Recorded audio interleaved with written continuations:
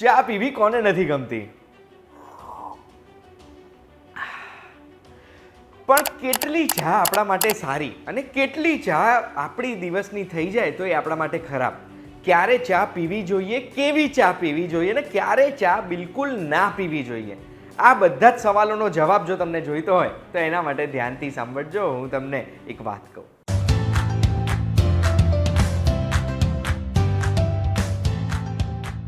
એક વાત કહું, આપનું સ્વાગત છે. મારું નામ છે ગુંજ ઠક્કર.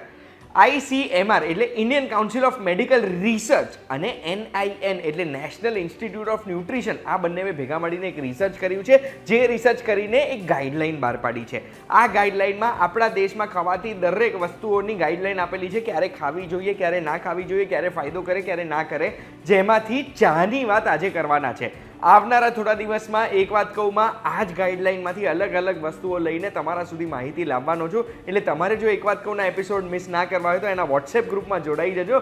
લિંક ડિસ્ક્રિપ્શનમાં છે, ક્લિક કરશો તો વોટ્સએપ ગ્રુપમાં તમે જોડાઈ શકશો. હવે વાત કરીએ ચાની. તો સૌથી પહેલો પ્રશ્ન જે મને થયો ને એ છે કે ચા ક્યારે ના પીવી જોઈએ. તો આ ગાઈડલાઈનમાં લખેલું છે કે ચાની અંદર એક તત્વ હોય જેને ટેનિન કહેવાય. આ ટેનિન શું કરે છે કે આપણે જ્યારે કોઈ પણ વસ્તુ ખાઈએ છીએ તો એ ફૂડની અંદર જે આયર્ન હોય ને એ આયર્નને બાઇન્ડ કરી દે છે. હવે બાઇન્ડ કરી દે એટલે એ આપણને પચતું નથી. એના લીધે આપણા શરીરમાં આપણને આયર્ન ડેફિશિયન્સી કે પછી એનેમિયા પણ થઈ શકે છે. તો પછી આપણે ચા ક્યારે અવોઇડ કરવી જોઈએ?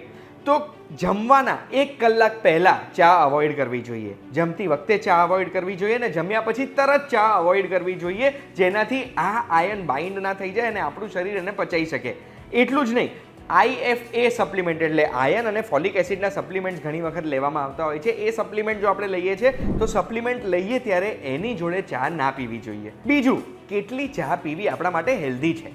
તો એક ચાનો કપ હોય, માની લો 150 ml નો કપ છે ને, તો એ કપમાં 30 થી 35 મિલીગ્રામ કેફેન હોય.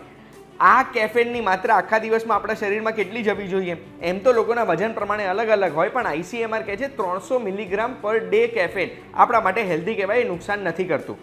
એનો મતલબ છે કે આપણે 5 થી 6 કપ ચા જો આખા દિવસમાં પીએ છીએ તો એનાથી આપણને કોઈ નુકસાન નથી થતો. હવે ત્રીજો સવાલ મને એ થયો કે આ ચાને લઈને યાર નેગેટિવ વાતો જ કરવાની, ચાના ફાયદા બી કઈ હશે ને?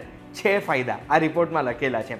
તો ચામાં અત્યાર સુધી મેં તમને 2 વસ્તુ કીધી, કેફેન ને ટેનિન છે. એના સિવાય થિયોબ્રોમાઇન અને થિયોફાઇલાઇન આ બંને પ્રોડક્ટ પણ છે ચામાં. આ બંને શું કરે છે કે એ આપણી આર્ટરીઝને એટલે આપણી નસોને રિલેક્સ કરે છે, જેનાથી બ્લડ ફ્લો સ્મૂધ થઈ શકે આપણા શરીરમાં. એના સિવાય ફ્લેવોનોઇડ્સ અને એન્ટીઓક્સિડન્ટ પોલિફેનોલ ચામાં હોય છે.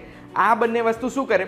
આપણા શરીરમાં કોરોનરી હાર્ટ ડિસીઝ એટલે હૃદયનો રોગ જે થતો હોય ને એના ચાન્સીસ ઘટાડે છે. એટલું જ નહીં, સ્ટમક કેન્સરના ચાન્સીસ પણ ઘટાડે છે. પણ આની પ્રોપર ઇફેક્ટ આપણે જોઈતી હોય તો ICMRની ગાઈડલાઈન એવું કહે છે કે દૂધ વગરની આપણે ગ્રીન ટી કે બ્લેક ટી પીવી જોઈએ. એટલે દૂધ વગરની ચાના ફાયદા વધારે થાય છે.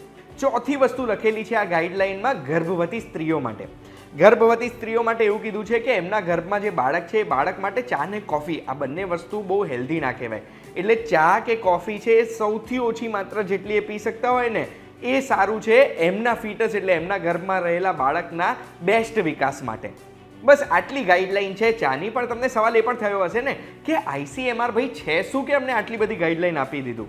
તો ICMR એટલે Indian council of medical research આપણા દેશની ટોચની એપેક્સ બોડી છે બાયોમેડિકલ રિસર્ચ માટેની. એટલે ICMR કોઈ રોગ હોય કે બીજી કોઈ વસ્તુ હોય એની રિસર્ચ કરીને આપણને માહિતી આપે, એ માહિતી ઉપર આપણે ટ્રસ્ટ કરી શકીએ છીએ.